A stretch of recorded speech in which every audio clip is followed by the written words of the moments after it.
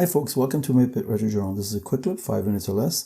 I've got a bunch of multimeters here in front of me, and I just wanted to share with you a little bit about them. So this is a Micronta from Radio Shack. This is actually one that I had since I was a kid, and I love using it for nostalgic reasons. Here are the leads. It's very simple. It's analog, and it just does AC and DC voltages and ohms. But yeah, it's kind of fun to use, so I use it a lot on my channel. This is a digital one that I got from Harbor Freight. I think I have 2 or 3 of these, probably one in my car to check the voltage of my batteries. Harbor Freight used to give these away for free if you bought something, and it's a good, very lightweight digital multimeter. It's got AC, DC, ohms, etc., and can't beat free. And then I have this beast. I got this from Noel from Noel's Retro Lab.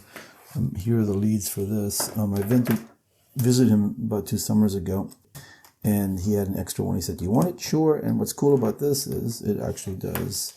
So the Harbor Freight one doesn't do a continuity, but this one does. So that's nice. So it's a nice tool to use.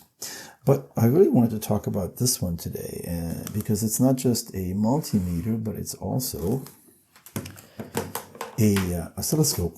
I got this for Christmas. It's also a waveform generator. I'm not sure what I'd use that for, but an oscilloscope is something I always wanted. So it has leads in here. It's got a carrying case, charging cable, and instructions. So what I wanted to do is kind of set this up, show you how it works. And the leads are a little unwieldy, so it's going to take a little bit to wrangle that. But what I want to do is put the ground one on this side, and then the probe one on this side. And so I have my Timex Sinclair 1500 board, and I wanted to use that to probe it with, and it does function. I just am fixing the case up, so I'm going to put battery on here, power on here.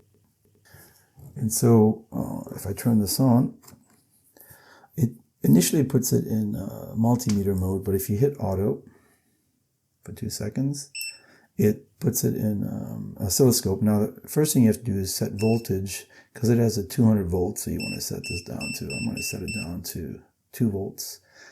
And then the next one is time. I'm going to reduce that to like 50 or 20.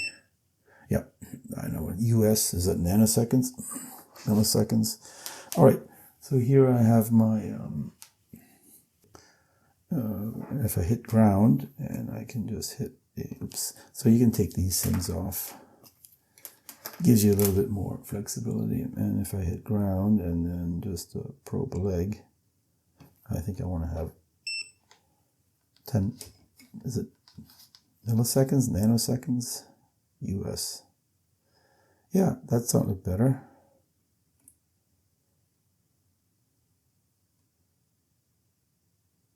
Yeah, look at that.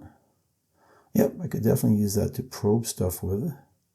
Now what I need to figure out is how to sort of take a frame to a snapshot. Can I go one further? Let's see what that does. Yeah, that's looking kind of, yeah. And so I can start probing, oops, yeah. So I don't want to break anything, but I don't know much about how to use an oscilloscope, so I need to learn. If you have any, maybe a set of YouTube videos I could watch or a website to sort of read about it, that would be very helpful. Please put it in the comments, but, I need to learn how to sort of take snapshots of it so I can sort of just, because right now it's just kind of, at least shows me there's some signals going on, but it's hard to read them. But yeah, it's a pretty cool device because it's nice and compact, and it's a multimeter, and again, oscilloscope and waveform generator as well. That's really all I got for you today, so I hope you enjoyed that. Thanks for joining me, and I'll see you next time.